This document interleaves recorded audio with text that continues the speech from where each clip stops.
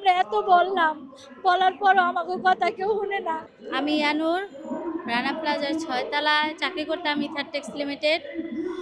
ওখানে আমার ২০১৩ সালে ২৪শে এপ্রিল রানা প্লাজার ভাঙার পরে আমার ২টা পায়ে অপারেশন করা হয়েছে, কারণ আমার 2টা পায়ে থ্যাতলায় গেছিল, হাড্ডি গুঁড়া গুঁড়া হয়ে গেছিল। একটা পায়ে ৬টা, একটা পায়ে 2টা, মোট 8টা অপারেশন হয়েছে, একটা ক্যারেস্ট ইউজ করে হাঁটি। এভাবে আমার মানবতার জীবনযাপন চলতেছে দীর্ঘ 11 বছর ধরে। আমি একসময় চাকরি করতাম, আমি স্বাবলম্বী ছিলাম। যেভাবে হোক, যে কয় টাকাই হোক, সুস্থ মানুষের জন্য ওইটাই আমাদের জন্য অনেক ছিল। আজকে অসুস্থ হওয়ার পর থেকে আমার কোনো চাকরি নাই, আমার কাজ নাই, আমি বেকার। আমার বিয়ে হয়েছে, আমার একটা বাচ্চা আছে, বয়স 4 বছর। আমার এই ছোট শিশুটার মুখে আমি মা হয়ে এক মুঠ ভালো খাবার তুলে দিতে পারি না ঈদে চাঁদে, কারণ আমার এই স্বাভাবিকভাবে বাঁচার মতো উপায় নাই। এক জীবন পরিমাণ ক্ষতিপূরণ চাই। সুস্থ বাবার বাঁচার জন্য আমাদের মেডিসিনেরও প্রয়োজন, সুচিকিৎসা চাই এবং পুনর্বাসন চাই। আমাদের কারো ঘরবাড়ি নাই, জায়গা নাই। এই দেশের মানুষ, এই দেশের রাষ্ট্রীয় প্রধান ছাত্র সমাজের কাছেও আমার দাবি যে আপনারা দেশের সরকার বদল করতে পারছেন, অবশ্যই আমাদের এই এই 3টা দাবিও পূরণ করতে পারবেন।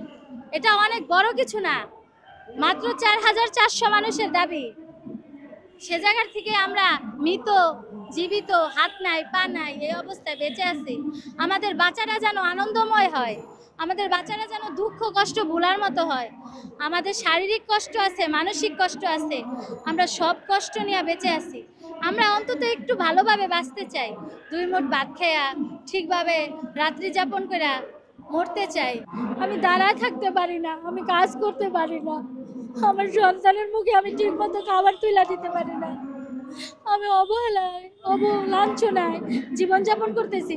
যে আমরা এত বললাম, বলার পরও আমাকে কথা কেউ শুনে না, তাইলে বুঝি আমাকে জীবনের দাম নাই। আমার এত পায়ে যন্ত্রণা, শরীরে এত কষ্ট, আর্থিক সমস্যা, সাংসারিকে শান্তি নাই।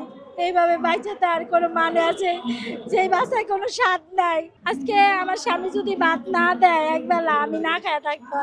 হ্যাঁ, যদি অসুস্থ থাকে, আমার 2 টাকা নাই যে আমি 1 কেজি চাল কিনে এনে রান্না খাও আমার শিশু সন্তানটার মুখে তুলে দিই। সেই জায়গার একটা মা সন্তানের মুখে, যে জায়গায় ইনসিকিউরিটি ভুগে, যে সন্তানের মুখে 1 মুঠ ভাত তুলে দিতে পারবো না, সে তো এমনিতেই মর্মে মরা, তার আর কত মরবে।